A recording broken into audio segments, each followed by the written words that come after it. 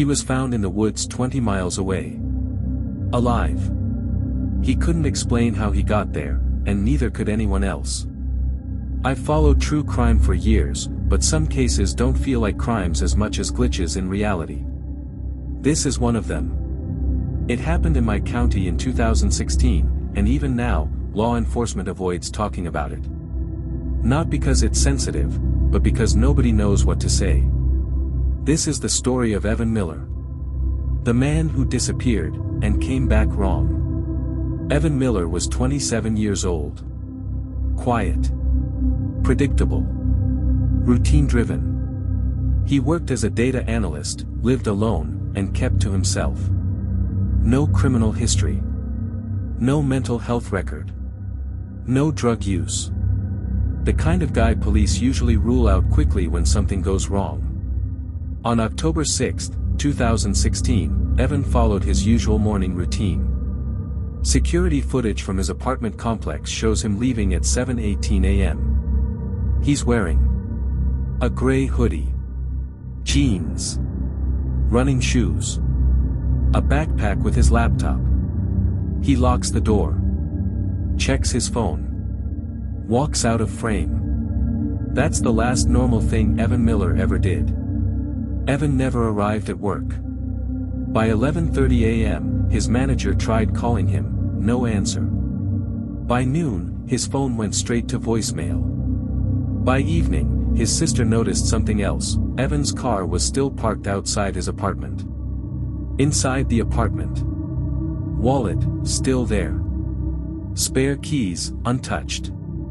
Passport, untouched. But his phone and backpack were gone. Police were called that night. At first, it looked like a walk-off disappearance. Until they checked phone records. Evan's phone last pinged at 7:42 a.m. Not near his job. Not near his apartment. But 12 miles west, near the edge of Hollow Ridge State Forest. No bus routes. No train lines. No rideshare history. No reason for Evan to be anywhere near those woods. And here's the thing. Evan hated hiking. Search teams combed Hollow Ridge for 4 straight days. Dogs. Volunteers. Drones. They found no footprints. No torn clothing. No backpack. No phone. Nothing.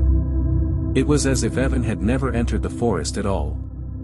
By day 5, police quietly shifted strategies. Search and rescue became recovery. Rumors started spreading. Drugs. Debt. A staged disappearance. But none of it fit. Then, on day 9, the case cracked open again. At 6:13 a.m., a hunter called 911. He said he'd heard something human, but wrong, deep inside Hollow Ridge. Deputies followed his coordinates. What they found stopped everyone cold. Evan Miller was sitting against a tree. Alive. Evan was barefoot. Covered in scratches. 20 pounds lighter. But medically, he was too okay.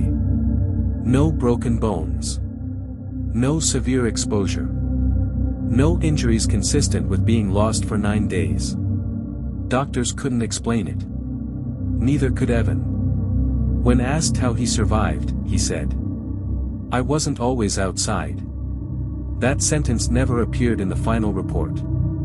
After 2 days in the hospital, Evan finally spoke to detectives. He remembered leaving his apartment. He remembered someone saying his name behind him. Then nothing. The next memory. Darkness. Not forest darkness. Indoor darkness. He said there were voices, calm, quiet, instructional. Sit. Wait. Stay still. He said food appeared sometimes. He said time didn't make sense. He said he was moved without walking. When detectives pressed him, Evan shut down. Then he said something that chilled the room. "I think they expected me to forget." Investigators dug into Evan's past. That's when they found Marcus Hale, a former roommate. Quiet falling out. No official disputes. But Marcus had been questioned, never charged, in 2 similar cases. Adults. Missing briefly. Found alive. Unable to explain where they'd been. Marcus worked contract security. He had access to remote properties, including land near Hollow Ridge. Police questioned him. Nothing stuck. No evidence. No timeline gaps. And Evan refused to identify him. All he said was, it wasn't one person. Search teams revisited the exact spot Evan was found. There were no signs he'd been there long. No fire. No shelter. No tracks. It looked like he'd been placed there recently. Satellite thermal data showed brief heat signatures in that same spot 2 nights earlier. Multiple signatures. Then nothing. The case was closed as endangered missing person, located alive. No arrests. No explanations. Evan moved out of state. Quit his job. Cut contact. According to his sister, he won't sleep in the dark. He avoids basements. He won't go near woods. And when asked what happened to him, he says, they didn't hurt me. That's the worst part. Evan was found alive. But no one can explain where he was kept, who controlled him, how he traveled 20 miles barefoot, or why he was returned. Some cases end with answers. This one ended with a man who came back breathing, but not whole.